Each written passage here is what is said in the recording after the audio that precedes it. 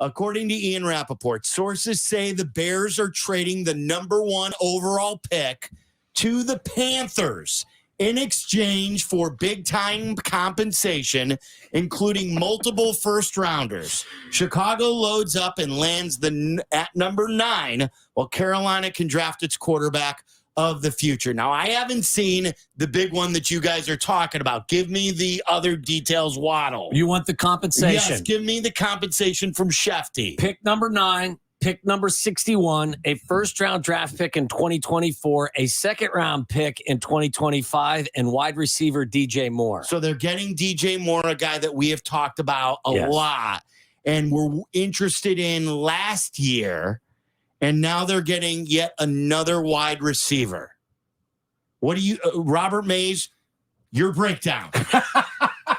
The timing on this is insane. I can't believe I'm sitting here right now. He's like, remember when Lovey got fired and Jay Cutler was doing the show, goes, guys, I got to leave. I got a feeling that Robert's got the same feeling right now. We'll figure it out. I'm sure we will after I get home. But I thought this was fake when I saw this. I'm like, is this the real Ian Rappaport? And I'm checking in he did it. All this talk about in Peter King's story and all these rumors about, hey, he could trade this before free agency, and let's slow down and let's go for every bull down the hill that Waddle said. He wasn't lying. He was being open and honest, and the Carolina Panthers and David Tepper, the owner, and Frank Reich, who's been burned in Indianapolis, went and they came out and they wowed the Bears and they made the trade. So what do you think here, Mays? Did the Bears make a good trade? I think you have to like so many pieces of it. Like I said, you needed to come away from this trade with a future first-round pick in 2024 for the quarterback question. They did that. Cap space is only good if you spend it on players worth spending on. And that's why I said this so many times when I was looking at the Bears offseason, that ocean of cap space, you can wield that on things that aren't free agents. Yeah. So getting DJ Moore back in that deal, DJ Moore is better than any receiver you're going to get in free agency. He's better than any receiver you're going to get in this draft. He's better than any receiver on your roster by a long shot. And he's cost controlled. He's really young. So what's DJ Moore worth? Probably a first-round pick, right, on the free agent market and then the trade market, a high second-round pick at the very least. So if you're adding another one of those, you're getting a lot for this. So it's hard for me to hate it. And now you know what you can do. Right. You know the landscape of free agency, who you need to chase, all that stuff, which that's why I thought there was benefit in doing it now. Yeah, and listen, I think we all agreed, too, that the trade happens sooner rather than later if a team knocks your socks off. Like, this is a pretty special bit of compensation from my perspective. I'm no draft guru, but when you get a first-round pick in 2024, as Robert said, it gives you an escape hatch if you need it. The second-round pick in 2025 is valuable as hell as well. And now I got a guy. The first that I was hoping. I was hoping for the double-barreled first of 24 and 25, but you got more too. True, and not just that, but there's a good chance, even with a young quarterback, and there are some good pieces of that Carolina team, that could be a top 10 pick. So you're picking in the top 10 in the second round in 2025. You know what I'm saying? Like, things can change. I get all of that.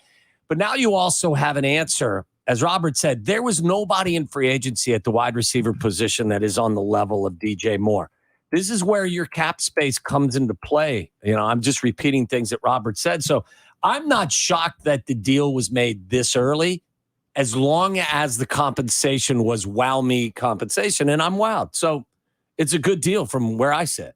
Do they have a number one? Like, is DJ Moore a number one receiver? Yes. Yeah. He is. Yes. I mean, it depends on where you want to draw that line, but DJ Moore is worth building your passing game through. That's how I would define a number one receiver. He's not Justin Jefferson, but you don't have to be Justin Jefferson to be a one. He's a very good player. Yeah. He's a very good player. DJ Moore, Darnell Mooney, and Chase Claypool that works. As far as wide receivers. That works. And that trio is like, I can work with this now. And now you have the 9th overall pick if you want to go find an offensive lineman with that one of those two offensive linemen. And you have $100 million in cap space. You get $19 million in DJ Moore. You can restructure that if you want to. That's all in base salary for this season. And you have still a ton of financial flexibility to go out and remake other parts of this team. Let me ask you guys this. Is there a chance that Jalen Carter is still there at 9? And with all the stuff going on, and if, who knows, could you still get Jalen Carter at 9 if he passes all of your homework? So the last two teams that traded down and tried to, pick up extra picks way before the draft that come to mind for me are Philadelphia with the Dolphins. So remember the Dolphins and the Eagles, right? So the Dolphins traded down with the Niners. They went from 3 to 12 in the Trey Lance trade. They went back up to 6 to get Jalen Waddle. And then the Eagles, from that 12th pick, traded back up to 10 to get Devontae Smith in the same draft. So just because you're at 9 doesn't mean you have to stay at 9. And now you have a lot of ammunition. You have the 61st pick. You have the extra 4th that you got from the Eagles. You have an extra 5th that you got from the Patriots. This is why you trade down. So the 61st pick is what? The top of the... It's the bottom of the second round. Bottom of the That's second the round. Niners pick. The 61st pick is the Niners pick in the McCaffrey trade. Okay, so they get, again, to recap, if you're just tuning in, the Bears did it. And we They just did it. They did it. Like, we didn't know when this would happen. Would this happen a draft week? Would this happen draft month? This has happened here in the second week of March before free agency happened. And we asked the question earlier today. And RJ Curcio, one of our big partners who is an expert on the law and rules and everything like that, he even tweeted me saying regarding the question, will the Bears still have the number 1 pick at the start of NFL free agency? It was our poll question today. 54% of the voters said yes. 45% of the voters were right. No, they don't.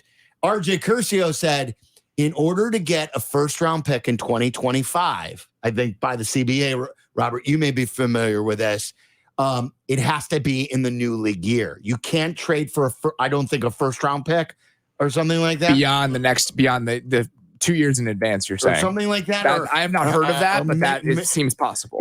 But they did trade for a second-round pick in 2025. So I'm not sure if that just becomes official in the new league year. Who knows? So whatever the case is, they did make the deal. So the Bears did it, and they go down to number 9. And again, recap, Waddle, the compensation that they get from the Carolina Panthers. They get number 9, which is currently the Panthers' first-round pick. They get pick number 61 in this draft. They get a first-round pick in 2024, a second-round pick in 2025, and wide receiver DJ Moore.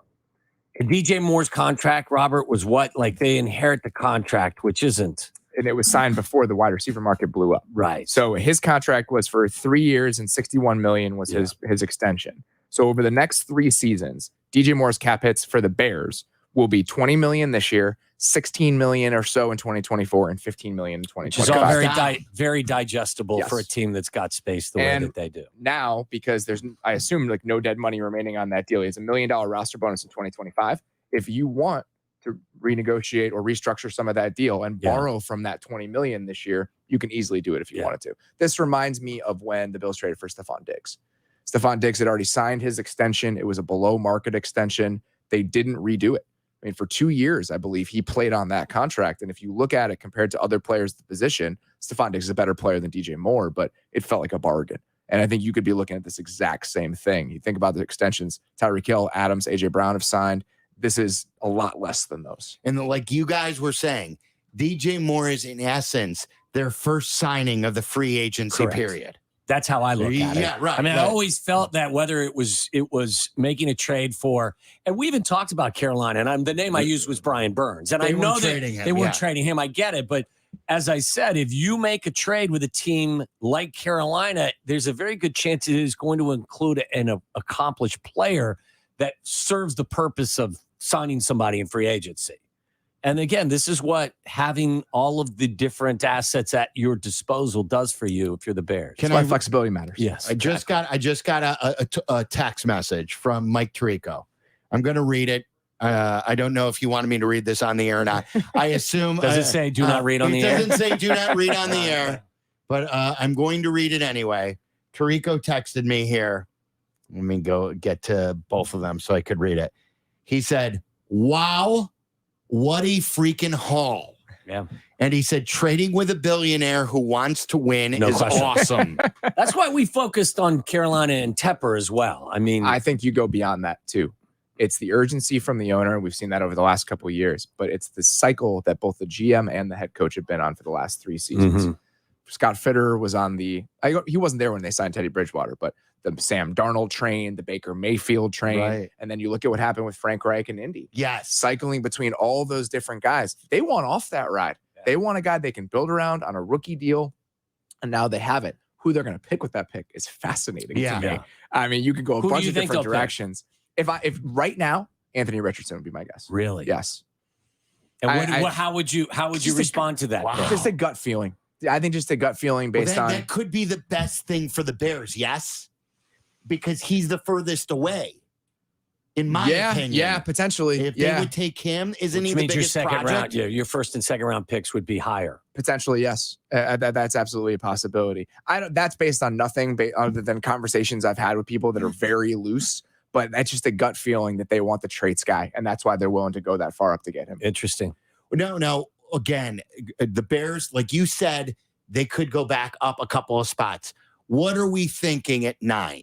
Now, what are we looking at? We're looking at the 2 offensive linemen, Ohio State and Skoronski, the kid from Maine South and Northwestern. I think the interesting concept is Jackson Smith and Jigba has been climbing. I don't think that you go there now because you got DJ Moore, but who the hell knows? Well, why not? Point? I mean, like, can you ever have too many? No, but you've got so many protection issues right now. I would think more about your offensive line, maybe a pass rusher as well, but I wouldn't rule out anything. What about the Pitt defensive tackle who tested so well at the combine at that area? I think you just need to pick a premium position. That's the only thing I would say. Offensive tackle, pass rusher, corner. And there are going to be corners that are worthy of top 10 picks, depending on how the draft falls. You're looking now. So Carolina went from 9 to 1. So that's quarterback at 1. The Texans are going to pick a quarterback at 2, most likely, based on what we've heard. The Colts want to come away from this with a quarterback. So the first 3 picks could potentially be quarterbacks, or 3 of the first 4 picks. Well, the Colts would have to trade with who? The Cardinals. The Cardinals are at 3. They're getting their 3rd. This is what I always said that polls could threaten Ballard with is, look, if you're not going to pay us what we want, you're going to be getting your 3rd choice at quarterback, or possibly your 3rd choice. Yeah. And so if the Bears are picking 9th, we got 6 players that are non-quarterbacks. Right. So you get potentially one of the 6 best players. And listen, Jalen Carter may be that guy. You don't know. There's a lot of time between now and the draft.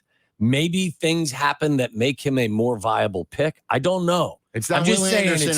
We're out of the Will Anderson talk now. I think that often talk yourself into players and say, this is the guy. We know this is the guy. Very rarely do you know this is the guy. Right. It was always going to be more important to get the assets back or a proven commodity like DJ Moore back than say, we have to be in range to draft this player. There is no one single defensive player to me that makes it worth taking less because you're worried about missing out on. Is there a player at 9 that could be there as a pass rusher that would be worthy of that spot? I know it's a kind of a deep draft, especially at the top of the draft. The draft is not my area of expertise right now because I do that after the free agency ends. But Tyree Wilson is the name that I think had been mocked there a few different times for teams moving back. There are going to be other pass rushers available in that range if they want to go get one. All right, go do your thing. We appreciate you. Yes. I appreciate you guys. Thank you very much. Sorry to have you tied down at the most important time of the offseason. Maze, this is forever going to be a trivia question on our show, and I'm sure, like, for you, that we're all going to be. This is like we've had memorable moments, like Meller, me, and Waddle with Abdallah. We're all together when they drafted Mitch. Yeah, this is going to be a moment we always remember when the Bears traded down from number 1. I feel more joy and optimism right now than I did when that other trade was made. We were live doing our first live draft show for the Athletic Football Show, and a small, tiny hotel suite at the Courtyard over there on Dearborn. That was the budget we had in year 1. When they traded up for Justin Fields. And that was on video, on camera. People could see me do that. We've got this. Yeah. So now I'll remember this forever. Yeah. And then yesterday, I'm getting married in May. And so I was going through like old pictures with my fiance last night.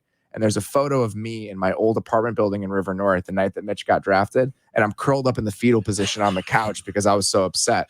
So I feel very different right now than I felt in that moment. Yeah. And it was very special to share it with you guys. Yes, it was great. And congratulations on the engagement. Thank you very much. Yeah.